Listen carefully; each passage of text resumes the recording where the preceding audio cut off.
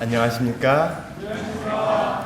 이곳에 참석하신 모든 분을 우리 주 예수님의 이름으로 축복합니다. 저는 박하트 목자입니다. 광주 고등법원에서 판사로 근무하고 있습니다. 오늘 저와 함께 보실 말씀은 요한복음 14장 1절에서 17절 말씀입니다. 어제 말씀을 준비하다가 잠깐 저희 어머님하고 통화를 했는데 어머님이 와서 애들을 봐주고 계시다가 찬미하고 이야기를 했다더라고요. 옛날 이야기를. 찬미가 4살 때, 둘째 딸이 찬미인데 지금 고등학생이에요. 4살 때 일인데 당신은 어머님께서 찬미를 봐주고 있었습니다. 근데 하루는 어머님이 찬미를 재워놓고 새벽 기도를 가셨다가 찬미가 깨지 않도록 조심조심 이렇게 들어오고 있는데 찬미가 그 삑삑삑 소리 나는 분홍색 샌들과 손수건을 꼭 쥐고 이불을 둘러쓰고 있다가 할머니가 들어오니까 울면서 막 그랬다 그러더라고요. 근데 4살 때 일인데 찬미가 지금도 기억이 난다고. 얼마나 충격이었으면. 애들한테는 이렇게 보호자와 분리가 된다는 게 너무나 두렵고 무서운 일인 것 같습니다. 근데 이게 애들만의 일은 아닌 것 같아요. 오늘 본문 1절 말씀을 보면 제자들도 아주 근심과 불안으로 가득 차 있는 것을 볼 수가 있습니다. 그 이유가 무엇인지는 시간을 잠시 거꾸로 되돌려서 가보겠습니다. 예수님이 십자가에 못 박히시기 바로 전날 저녁이었습니다. 제자들은 지난 3년간 모든 것을 다 버려두고 예수님을 따랐습니다. 친구들은 물고기 많이 잡는 법과 헬라어를 배우러 다닐 때 제자들은 예수님을 따라 갈릴리를 돌아다니며 양들을 피싱하는 법을 배웠습니다. 고생하시는 부모님의 기대를 저버리는 아픔이 있었지만 그래도 자기 부인, 자기 십자가를 하며 그의 나라와 그의 의를 구하고자 했습니다. 제자들은 서기관들과는 너무나 다른 예수님의 권세 있는 말씀에 감동했습니다. 또 눈먼 자가 눈을 뜨고 죽은 자가 살아나는 기적을 바라보면서 흥분을 감출 수가 없었습니다. 나날이 예수님의 인기가 높아져 갈 때 메시아 왕국에 대한 그들의 꿈도 점점 더 커져갔습니다. 4일 전만 해도 환상적이었습니다. 예수님이 예루살렘에 들어가시는데 수많은 군중들이 나와서 환영을 했습니다. 종려나무를 흔들고 종려나무가 없는 분들은 화장지를 흔들면서 찬양을 했습니다. 호산나 호산나 호산나 높은 곳에서. 드디어 예수님이 이스라엘의 왕이 되시는구나 생각하니 제자들의 가슴이 터질 것 같았습니다. 그런데 오늘 저녁은 왠지 예수님이 좀 달랐습니다. 한 사람 한 사람의 발을 정성스럽게 닦아주시더니 제자 중 한 사람이 자신을 판다고 하시지 않나, 또 자꾸 어디론가 가신다고 하시질 않나.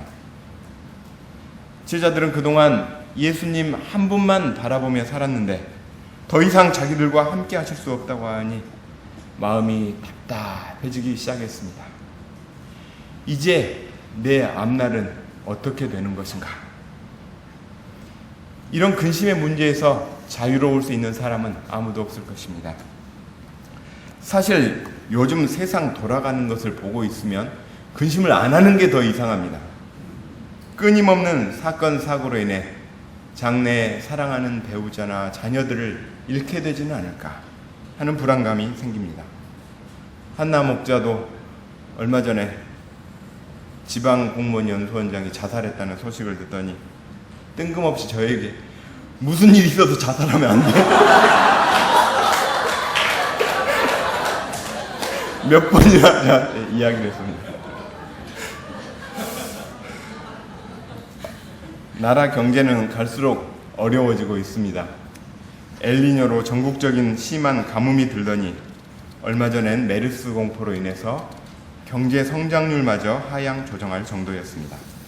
우스갯소리로 연애, 결혼, 출산을 포기한 3포 세대라는 말이 있는데 요즘엔 여기에 인간관계, 내 집 마련까지 해서 5포 세대, 취업까지 포기한 6포 세대라는 말까지 나옵니다. 신자라고 해서 다르진 않습니다. 목자로 산다고 하다가 뒤처지게 되지는 않을까. 또 나 혼자 고생하는 것은 괜찮은데 어린 자녀들까지 고생시키게 되지는 않을까 하는 마음이 무거워집니다. 믿음으로 산다고 하지만 여전히 의식주 문제에 매일 수밖에 없는 게 현실입니다. 선교지에 있으면 여기에 자녀 교육과 식구들의 안전까지도 걱정을 해야 합니다. 이런 근심의 뿌리를 파보면 내가 나와 가족들을 지켜야 하는데 나에게는 그만한 힘이 없다는 것입니다. 한계의식입니다. 그런데 이런 근심으로 끝나질 않습니다. 하나님과 우리 사이를 갈라놓아 하나님께 드리는 것을 아깝게 여기게 하고 결국은 우리의 영을 죽이고 믿음에서 떠나게 합니다. 그래서 예수님은 무거운 공기를 깨시며 제자들에게 명령하셨습니다. 1절을 보십시오. 너희는 마음에 근심하지 말라.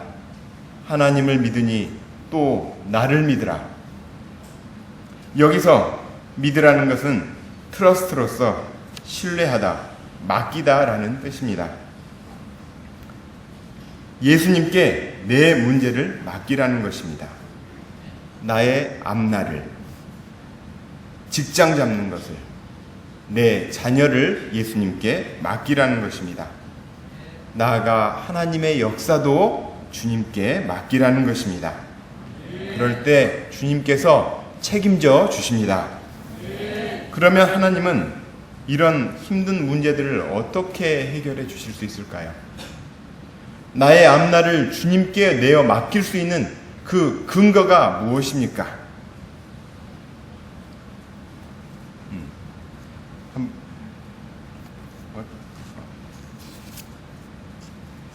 내 앞날을 주님께 맡길 수 있는 근거 하나.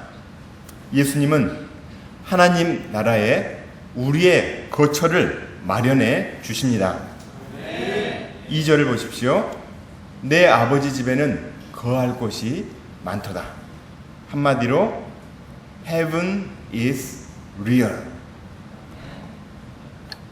길게 늘려서 말하면 나는 곧 천국으로 올라가는데 거기에 가면 너희들이 다 가서 살아도 될 만큼 정말 좋은 집들이 아주 많아. 그런 말씀입니다. 그렇지 않으면 너희에게 일렀으리라. 천국이 없다면 그렇다고, 천국이 없다고 다 말을 해줬을 거야. 그러나 주님은 말씀하십니다. 내가 너희를 위하여 거처를 예비하러 가노니.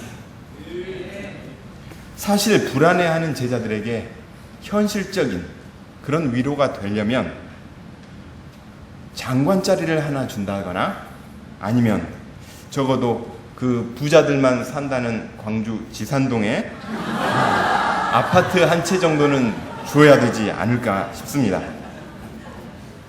사실 사람들은 금이 돌처럼 굴러다니는 천국보다는 금반지 한 개를 더 좋아합니다. 그런데 이 세상의 것들은 결코 안전하지 않습니다. 영원하지 않습니다. 지금 웃으면서 소감을 발표하셨지만 어떤 분은 집에 있다가 불난리를 겪으신 분도 있습니다. 우리나라에서는 그 조대병원 다음으로 안전하다는 삼성의료원에서 메르스 문제의 진원지가 되었습니다. 제가 잘 아는 어떤 법원장님도 평소는 아주 자상한 인품으로 존경받는 분이었는데 황제 노역에 휘말려서 법원장 되신 지 3달 만에 불명예 퇴직을 해야 했습니다.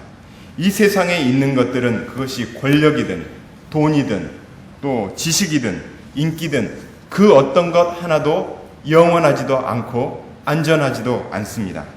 그러나 하나님의 나라는 리스크가 존재하는 세상 나라와는 본질적으로 다릅니다.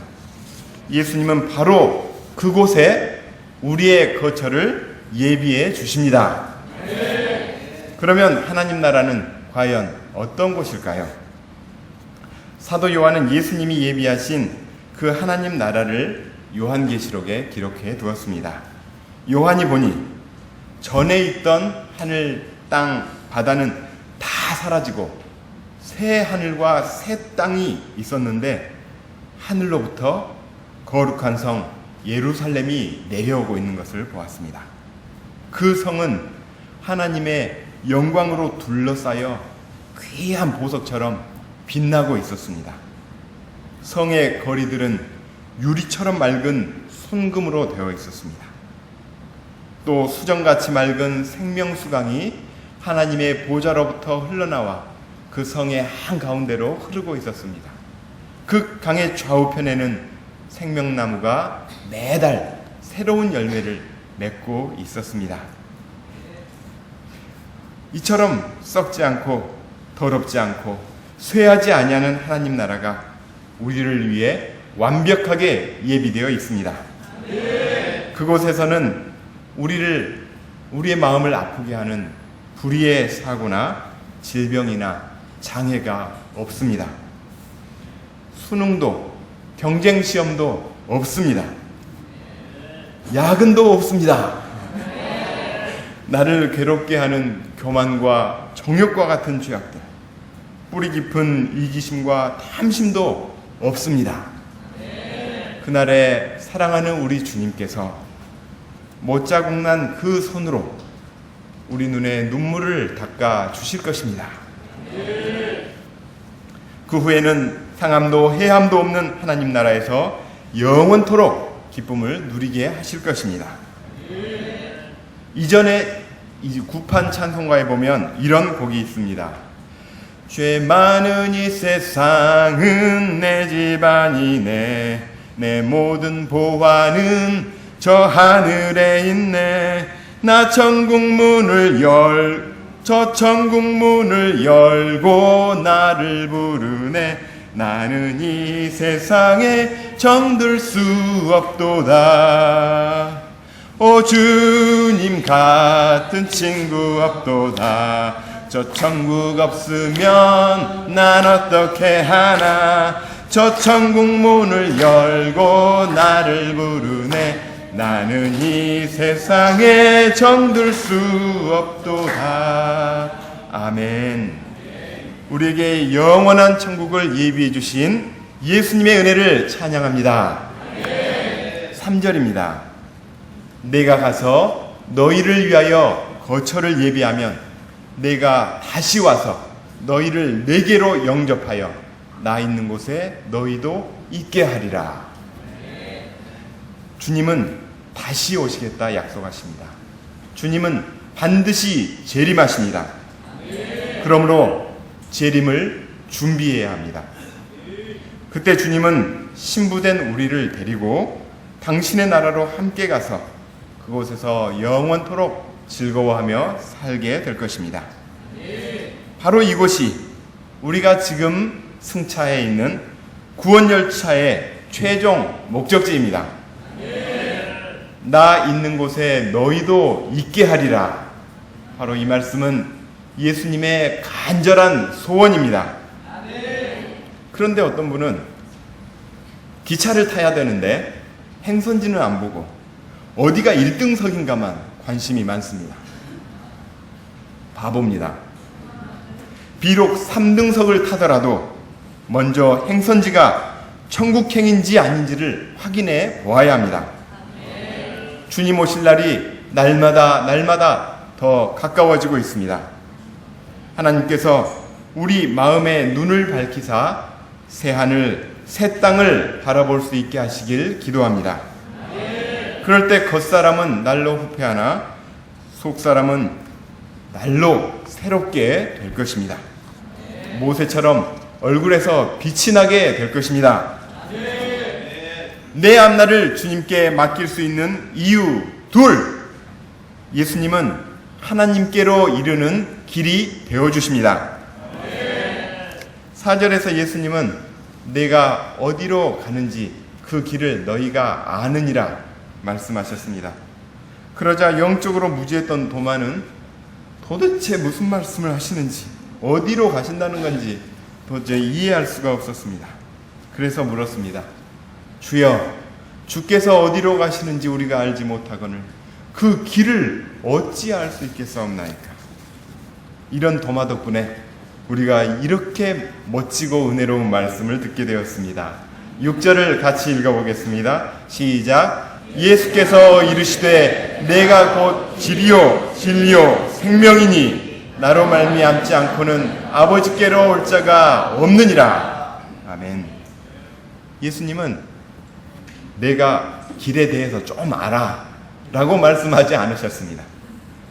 그 대신 예수님은 자신이 하나님께로 가는 유일한 길이라고 선포하셨습니다. 아담 범죄 이후 우리 인생들이 하나님께로 갈 수 있는 길이 막혀버렸습니다. 죄 때문에 그 누구도 하나님께 함부로 나아갈 수가 없게 되었습니다. 이처럼 하나님께로 가는 길이 막힌 상태에서는 아무리 잘 먹고 잘 살아도 행복이 없습니다. 의술이 발달해서 200세까지 산다 하더라도 하나님께로 가는 길이 열리지 않는 한 우리는 행복할 수 없습니다.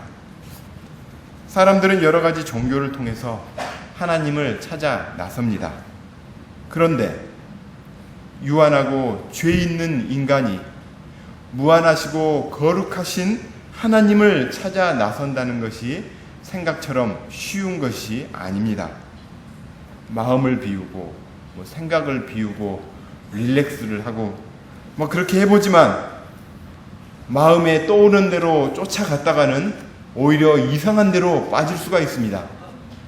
마태복음 12장에 보면 악한 귀신이 빈 마음 가운데 역사한다고 되어 있기 때문입니다. 특히 신천지나 JMS 같은 이단 교주들은 자신의 가르침을 따르면 하나님께 이를 수 있다고 사람들을 현혹시킵니다. 그러나 그들의 삶을 보면 아주 부도덕합니다. 거기에는 길이 없습니다. 우리 인생들을 하나님께로 인도하실 수 있는 분은 오직 예수님밖에 없습니다.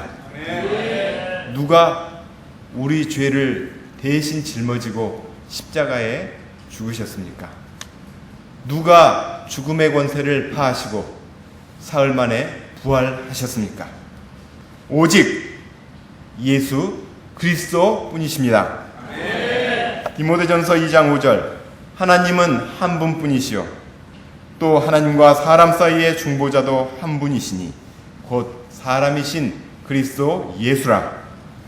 사도행전 4장 12절 다른 이로서는 구원을 받을 수 없나니 천하 사람 중에 구원을 받을 만한 다른 이름을 우리에게 주신 일이 없습니다. 예수님이 가신 십자가의 길, 부활의 길만이 하나님께 이르는 새롭고 살아있는 길입니다. 또한 예수님은 진리 그 자체가 되십니다. 무엇이든지 남에게 대접받고자 하는 대로 너희도 남을 대접하라 라고 끝나는 은혜로운 산상보훈의 말씀은 2000년이 지나도 여전히 우리가 믿고 따라야 할 진리의 말씀입니다. 그런데 가장 중요한 핵심 진리는 예수님의 십자가에 아주 잘 나타나 있습니다. 십자가는 우리에게 세 가지를 말합니다. 첫째로 모든 사람이 죄를 범하여 하나님 앞에 기준 미달이 되었다는 것입니다. 나는 내가 좀 괜찮은 사람이기를 원합니다. 세상도 이런 내 마음을 아주 잘 압니다. 그래서 너는 죄인이 아니야 라고 말을 해줍니다. 죄를 합리화할 수 있는 여러 설득력 있는 논거들을 제시해 줍니다. 그건 죄가 아니라 본능이야 라는 것부터 시작해서 possibly 하나님은 안 계셔 라는 것까지 여러 가지가 있습니다. 이런 말을 들으면 나름대로 조금 마음이 진정이 됩니다. 아프리카에 사는 타조는 포식자에게 쫓기다가 힘이 빠져서 도망가지 못하게 되면 구멍에 머리를 숨깁니다. 그러면 자기 눈에 포식자가 안 보이니까 포식자도 자기를 못 볼 거라고 생각합니다. 이거하고 똑같습니다. 죄가 아니라고 생각하는 것은 위장된 평화입니다. 그것은 가짜입니다. 내 영혼의 밑바닥을 흐르고 있는 두려움과 죄책감마저 지울 수는 없습니다. 반면 세상과 달리 예수님의 십자가는 나를 심판받아 마땅한 죄인이라고 합니다. 그 처참한 십자가는 내 죄가 얼마나 끔찍하고 무서운 것인가를 깨닫게 합니다. 가볍게 생각했던 정욕죄가 하나님이 얼마나 미워하시는 것인지, 죄의식조차 없었던 교만이 하나님 앞에 얼마나 무서운 죄인지를 알게 합니다. 둘째로 예수님은 죄인인 나를 죽으시기까지 사랑하신다는 것입니다. 세상은 훌륭한 사람만 인정합니다. 부족한 자, 문제 있는 자는 창피를 줍니다. 하물며 하나님은 지극히 거룩하신 분인데 더더욱 그러실 것 같습니다. 사실 죄악되고 연약한 내 모습을 보고 있으면 나도 내 자신이 부담스럽습니다. 하나님은 오죽하실까? 그러나 하나님 아버지는 죄로 인해 썩어 악취가 나는 나를 보시고 달려와 목을 안고 입을 맞추십니다. 그것도 우리가 죄를 깨닫고 죄를 고백하며 죄와 싸우고자 결단을 할 때 그러시는 게 아닙니다.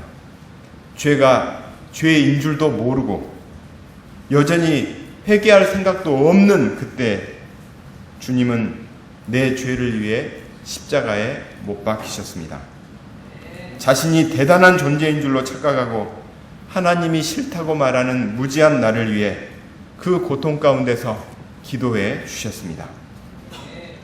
셋째, 주님의 죽으심으로 우리가 의롭게 되었다는 진리입니다.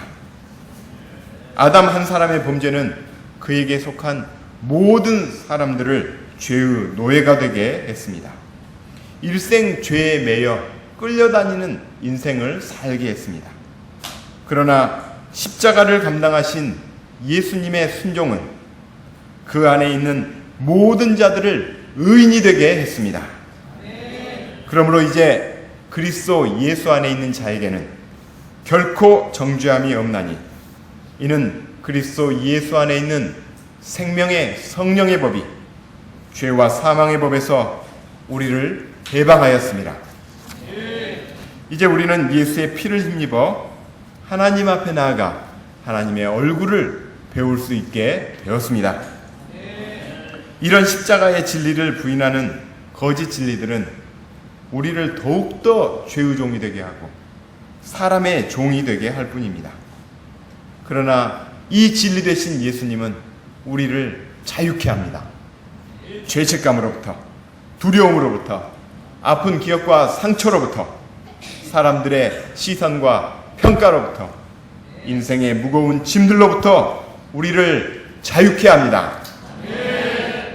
뿐만 아니라 예수님은 생명이십니다. 이는 생명의 근원으로 생명의 수여자가 되신다는 것입니다. 예수님은 나사로와 나인성 과부의 아들을 살려내셨습니다. 그리고 예수님 자신도 죽은 지 사흘 만에 다시 살아나셨습니다. 예수님을 만난 사람은 하나같이 다 살아났습니다.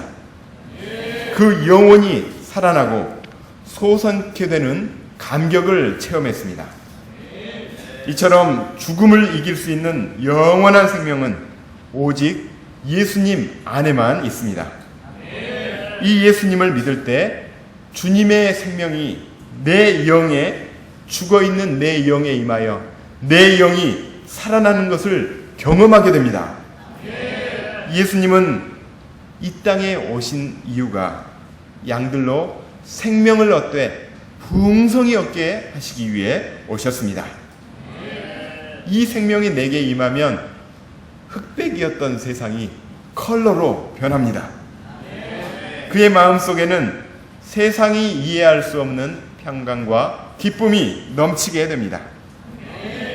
이처럼 길이요 진리요 생명이신 예수님은 우리가 마음으로 믿고 신뢰하고 내 인생을 맡길 수 있는 분이 되십니다.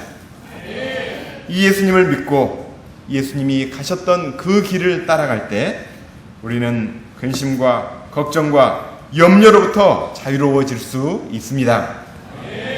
또한 결코 후회하지 않게 됩니다. 힘들지만 기쁩니다. 아프지만 감사가 됩니다. 수치를 당하지만 영광스럽습니다. 넘어질 수는 있지만 다시 일어나게 됩니다. 이 예수님은 내가 걸어갈 유일한 길이요, 내가 붙들어야 할 유일한 진리요, 내가 덧입어야 할 참 생명이 되십니다. 지난해도 선거를 치렀습니다. 하지만 피부로 와닿게 별로 달라진 건 없습니다. 정치 지도자들이 우리 조국을 새롭게 할 수 있을까요? 과연 누가 장내 불안과 게임 중독, 스마트폰 중독, 성적인 방종으로 인해 심령이 무너져서 내일을 꿈꾸지 못하고 있는 저 캠퍼스 영혼들을 살릴 수 있을까요? 길이요 진리요 생명이신 예수님밖에 없습니다. 내가 학생 때 만났던 그 길 되신 예수님을 우리 후배들도 우리 자녀들도 만나야 합니다. 직장의 동료, 선후배들도 이 길 되신 예수님을 만나야 합니다. 이를 위해 예수 그리스도가 나의 길이 되어야 합니다. 나의 라이프 스타일이 되어야 합니다. 십자가에 못 박히신 예수 그리스도만이 내가 살 길이요, 사랑하는 양들과 자녀들이 살 길이요, 우리 민족이 사는 길입니다. 내 앞길을 주님께 맡길 수 있는 이유 셋. 우리가 예수님보다도 더 큰 일을 할 수 있습니다. 지금 제자들이 걱정하는 이유가 무엇입니까? 예수님께서 그들의 곁을 떠나기 때문입니다. 이제 예수님 없이 자신의 힘과 능력으로 세상에서 부딪히는 문제들을 해결해야 하기 때문입니다. 내 힘으로 세상이라는 거친 파도를 이겨낼 수 있을까? 수양회에서 받은 은혜를 감당할 수 있을까? 캠퍼스 그 힘든 양들을 내가 도울 수 있을까? 그러나 조금도 염려하거나 근심할 필요가 없습니다. 12절입니다. 내가 진실로 진실로 너희에게 이르노니 나를 믿는 자는 내가 하는 일을 그도 할 것이요 또한 그보다 큰 일도 하리니. 이 말씀은 정말로 놀랍습니다. 우리가 예수님이 하신 일을 하게 되고 예수님보다도 더 큰 일을 할 수 있게 되다니 정말 놀라운 말씀입니다. 예수님은 이 땅에 계실 때 귀신들을 쫓아내고 각종 병들을 고치셨습니다. 수많은 사람들이 회개하고 복음을 영접케 하셨습니다. 심지어 죽은 자까지도 살리셨습니다. 그런데 제자들은 이와 똑같은 일을 할 것이라고 하십니다. 이보다 더 위대한 일까지 행하게 될 것이라고 하십니다. 어떻게 그럴 수 있습니까? 13, 14절을 함께 읽겠습니다. 여기에 그 비밀이 있습니다. 시작. 너희가 내 이름으로 무엇을 구하든지 내가 행하리니 이는 아버지로 하여금 아들로 말미암아 영광을 받으시게 하려 함이라. 내 이름으로 무엇이든지 내게 구하라. 내가 행하리라. 우리가 예수님의 이름으로 무엇이든지 구하면, 무엇이든지 예수님께 기도하면 예수님께서 직접 처리해 주시겠다고 하십니다. 우리가 10,000가지가 부족하다 하더라도 예수님의 이름을 의지하여 주님께 기도하면 전능하신 주님께서 앞으로 나오셔서 그 일을 해결해 주십니다.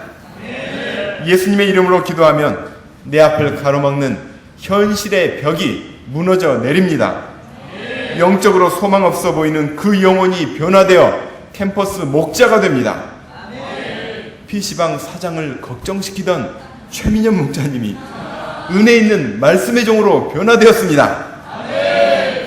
예수님께서 행하셨던 변화의 역사가 오늘날 우리를 통해서도 일어나게 될 것입니다. 끝으로 내 앞날을 주님께 맡길 수 있는 이유 넷, 우리 안에 보혜사 성령님이 계시기 때문입니다. 16절, 17절을 보십시오. 내가 아버지께 구하겠으니 그가 또 다른 보혜사를 너희에게 주사 영원토록 너희와 함께 있게 하리니 그는 진리의 영이라. 세상은 능히 그를 받지 못하나니 이는 그를 보지도 못하고 알지도 못함이라. 그러나 너희는 그를 아나니 그는 너희와 함께 거하시며 너희 속에 계시겠음이라. 아멘. 성령님의 첫 번째 별명은 또 다른 보혜사입니다. 보혜사는 헬퍼, 도와주는 사람, 그다음에 advocate, 변호인, 재판받을 때 옆에 앉아서 유리한 말 해주는 분, 그다음에 카운셀러, 상담해주는 분이라는 뜻이 있습니다. 예수님이 원조 보혜사입니다. 성령님은 또 다른 보혜사이십니다. 예수님은 제자들을 한 사람 한 사람, 그 사람의 성품이나 기질, 강점, 약점 이런 것들을 모두 다 아시고 아주 섬세하게 도우시고 훈련하시고 또 상담해 주셨습니다. 그런데 예수님은 육신을 입고 오셔서 시공간의 제약을 받으셨습니다. 온 세대를 거쳐서 또 동시에 모든 세상의 사람들을 다 도우실 수는 없으십니다. 그러나 이제 예수님이 가시면 영으로 임재하시는 분, 우리 바로 옆에 딱 붙어서 파라클레토스 하셔서 우리를 도와주시는 분, 그 정도가 아니라 아예 우리 속으로 들어오셔서 내 안에 계시는 그 분이 오신다는 것입니다. 바로 성령님이십니다. 성령님은 우리가 어디를 가든지 우리와 함께 하십니다. 마치 우리 마음속에 내장되어 있는 내비게이션입니다. 아무리 처음 가는 길이어도 내비게이션이 있으면 걱정이 되질 않습니다. 300m 앞에서 좌회전입니다. 이동 카메라 단속 구간입니다. 제한 속도에 유의하여 운행하시기 바랍니다. 이렇게 친절하게 다 알려줍니다. 우리도 가끔 인생길에서 내가 전혀 예상하지 못했던 문제들에 부딪힐 때가 있습니다. 어떻게 해야 할지 모를 때가 있습니다. 그러나 내 안에 성령님이 계심으로 걱정할 필요가 없습니다. 17절을 보면 성령님의 두 번째 별명은 진리의 영이라고 하였습니다. 진리의 영 성령님은 우리에게 말씀을 깨닫게 해 주십니다. 또한 진리의 영 성령님은 우리 안에 있는 죄들을 깨닫게 하시고 잘못된 길에서 옳은 길로 돌아오도록 인도해 주십니다. 의와 진리 가운데로 인도해 주십니다. 예수님은 18절에서 또 말씀하셨습니다. 내가 너희를 고아와 같이 버려두지 아니하고 너희에게로 오리라. 실제로 사도행전 2장에서 예수님은 성령으로 다시 오셨습니다. 그때 제자들 마음속에 두려움이 일시에 사라져 버립니다. 계집종 앞에서 예수님을 3번이나 부인했던 베드로가 수많은 군중들 앞에서, 심지어 사내들인 앞에서까지도 담대하게 예수님을 그리스도라고 증거합니다. 요엘서, 창세기, 신명기, 시편 이런 것들을 자유자재로 인용하면서 예수님의 부활에 대해서 또 성령의 역사에 대해서 선포를 합니다. 토요 합숙 훈련도 안 받은 것 같은데, 리허설도 안 했는데 어떻게 이렇게 할 수 있을까요? 이것은 베드로가 준비한 메시지가 아닙니다. 성령께서 그의 안에 계셔서 말씀을 주신 것입니다. 진리의 영이 베드로를 사로잡았기 때문에 그는 성령에 잡혀서 담대히 말씀을 설파했습니다. 또 성전 앞에서는 구걸하는 안진뱅이를 보고 예수의 이름으로 그를 일으켜 세웠습니다. 3,000명이 회개하고 세례를 받는 역사를 이루었습니다. 예수님을 따라다니던 그 제자들과, 주가 어디로 가시는지 모르겠어요 막 하던 그 제자들과 성령 강림을 체험한 사도들은 동일인이 아닌 것 같이 보입니다. 성령님이 오시면 그렇게 놀라운 역사가 일어납니다. 우리도 전공을 감당하느라, 또 자녀들을 양육하느라, 또 바쁘게 직장 생활을 하느라, 그러다 보면은 캠퍼스 역사를 섬기는 것이 어려워만 보입니다. 그러나 성령님을 의지하면, 그리고 예수 그리스도의 이름으로 기도하면 나의 한계를 극복하고 능히 승리의 인생, 예수 그리스도를 증거하는 인생을 살 수 있습니다. 예수님을 만나기 전 저는 어디로 가야 할지 길을 알지 못해 방황했습니다. 초등학교 시절 부모님의 이혼으로 저는 새어머니와 살아야 했습니다. 새어머니는 제게 도둑 누명을 씌우고 허벅지가 시커매지도록 매를 때렸습니다. 새어머니의 목소리가 커지는 날이면 아버지는 술에 만취해 들어오셔서 주먹으로 마구 때리셨습니다. 하루는 제가 새어머니가 데려온 아이를 때린 일 때문에 또 큰 소리가 나자 그날 밤 아버지는 또 술에 취해 들어오셔서 왜 태어나서 나를 괴롭히냐며 같이 죽자고 쥐약을 꺼내 놓으셨습니다. 저는 같이 죽자는 아버지를 향해 마음속으로 당신이 내게 해준 게 뭐야 하며 더 이상 아버지로 인정하지 않겠다고 다짐했습니다. 괴로운 현실을 잊고자 정욕행위를 즐겼지만 오히려 수치심과 죄의식으로 더욱 비참해질 뿐이었습니다. 드디어 학력고사를 마쳤고 저는 아버지의 도움 없이도 다닐 수 있는 조선대 특별장학생으로 들어왔습니다. 아버지와 연락을 끊었습니다. 저는 이것이 자유라고 생각하고 마음껏 술, 담배를 즐기며 미팅을 했습니다. 이러면 행복할 줄 알았는데 마음은 여전히 공허했습니다. 아버지의 실수로 태어난 우연한 인생, 나 하나 사라져도 세상은 전혀 달라질 게 없을 것 같았습니다. 또 출세해서 잘 사나 대충 사나 어차피 죽으면 똑같다고 생각했습니다. 고시반에 들어왔지만 공부할 이유가 없어서 하루 종일 체력이 버틸 수 있을 때까지 잠을 잤습니다. 친구들도 늘 시니컬하고 쏘아붙이는 저를 부담스러워했습니다. 살아있는 게 힘들어서 약국을 돌아다니며 수면제를 한 알 두 알 사 모았습니다. 그런데 1987년 여름 한 친구가 방학 때 3박 4일인가 어딜 갔다 오더니 갑자기 실실 웃고 다니기 시작했습니다. 그의 비밀이 알고 싶어서 1:1 성경 공부를 하게 되었습니다.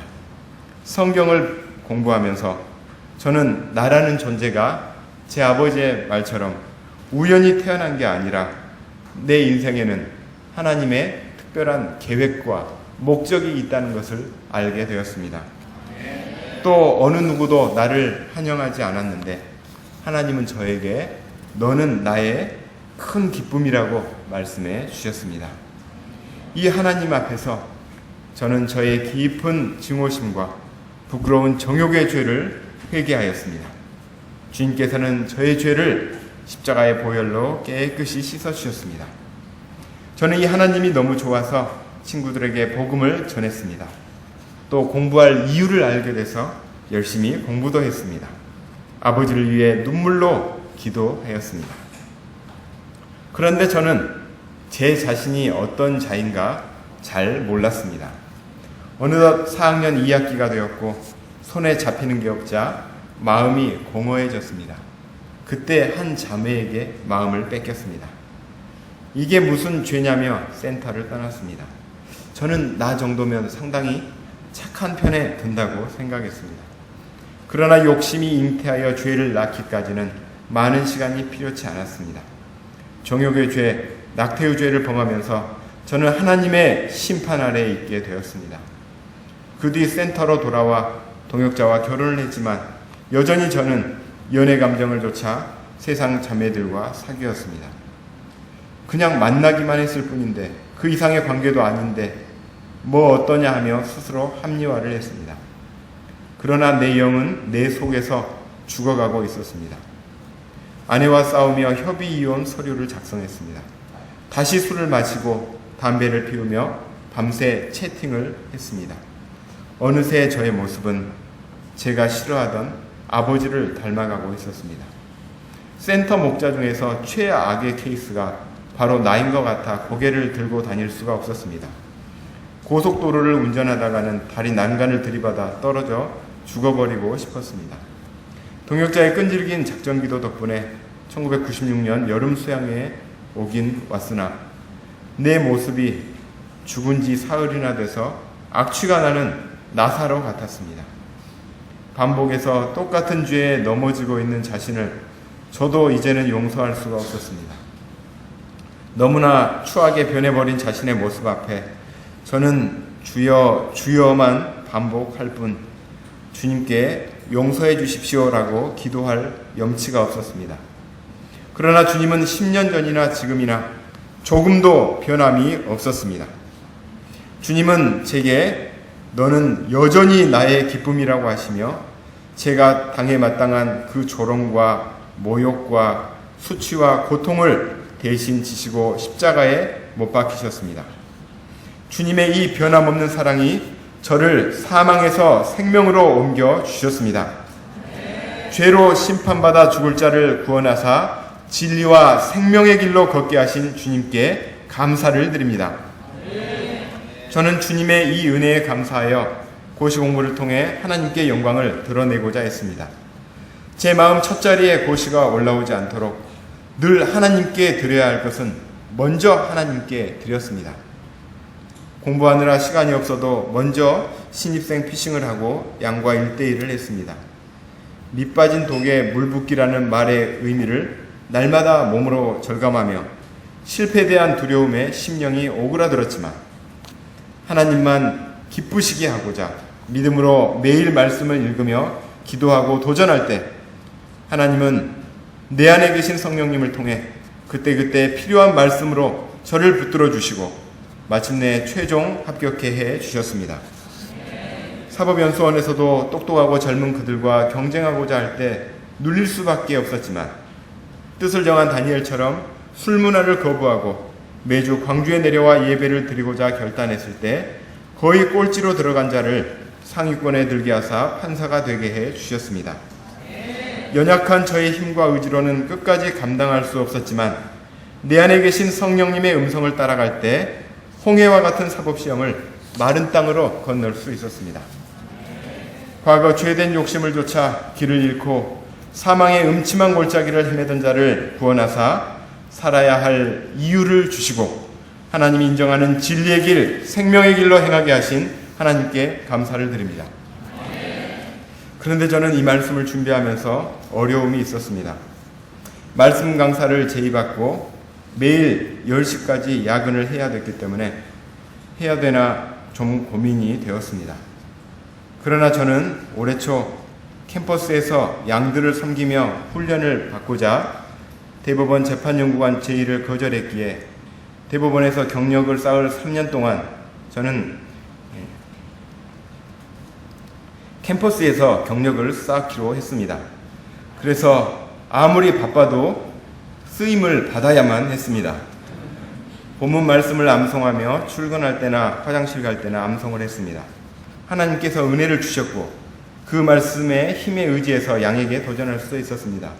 그런데 이상하게 과거 시제의 소감은 잘 써지는데 현재 시제인 길이요 진리요 생명이신 예수님이 현재 나에게 어떤 의미인지 소감이 써지질 않았습니다. 바로 알량한 자기의 때문이었습니다. 하나님을 위해 대법원 경력을 포기하고 한결이와 30분 놀아주는 것을 포기했다는 것이 있었습니다. 그럴 때 나의 행위를 기초로 하나님께 나아가려고 했습니다. 그러나 주님은 십자가 듀오 드라마에서 가시면류관에 갈대를 들고 홍포를 입고 계신 예수님의 모습이 바로 저의 이 자기의 때문인 것을 깨닫게 되었습니다. 내가 얼마나 괜찮고 좋은 사람인지 스스로 생각하고 있는 저의 모습이 하나님 보시기에 저런 모습이겠구나 싶었습니다. 내 교만죄 때문에 주님이 저렇게 조롱당하시는구나 깨닫게 되었습니다. 정욕에 쉽게 넘어지고 조금 살만하면 교만해지는 저는 예수님의 십자가가 필요한 사람입니다. 십자가가 없이는 살 수 없는 자입니다. 주님은 이 시간도 저의 구원의 길이요, 저의 참된 진리요, 저의 참 생명이 되십니다. 제가 하나님의 크심과 비천한 제게 임한 하나님의 은혜를 깊이 깨닫고 더욱 겸손히 하나님의 역사와 양들을 감당하는 자가 될 수 있기를 기도합니다. 교만과 정욕으로 죽을 쓸모없는 죄인을 하나님 역사에 사용하여 주심을 감사드립니다. 수양의 기간 새롭게 시작한 새벽 기도를 계속 꾸준히 감당함으로 하나님 쓰시기에 합당한 자로 빚어질 수 있기를 기도합니다. 말씀의 결론입니다. 주님은 이 시간 말씀하십니다. 근심하지 말고 내 앞길을 주님께 맡기라고 하십니다. 첫째는 예수님이 우리를 위해 하나님 나라의 거처를 다 예비해 놓으셨기 때문입니다. 예수님은 하나님께로 가는 유일한 길이 되어주시기 때문입니다. 예수님의 이름으로 예수님보다도 더 큰 일을 우리가 할 수 있기 때문입니다. 우리 안에 성령님이 거하시고 인도해 주시기 때문입니다.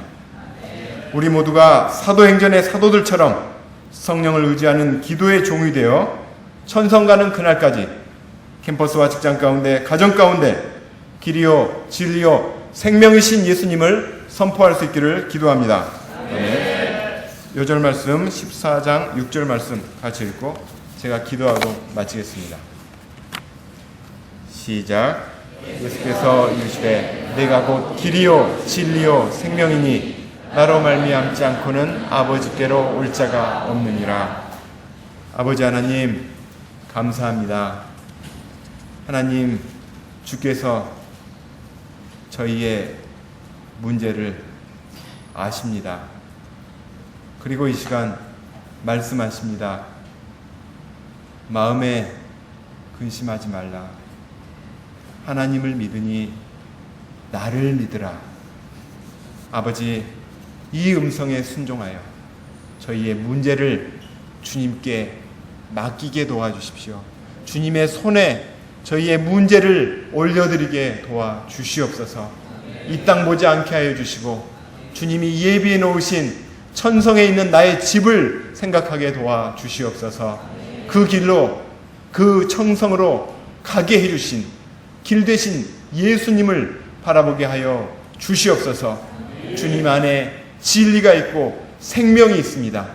이 예수님을 저희가 더욱더 깊이 깨닫게 도와주시기를 간절히 기도합니다.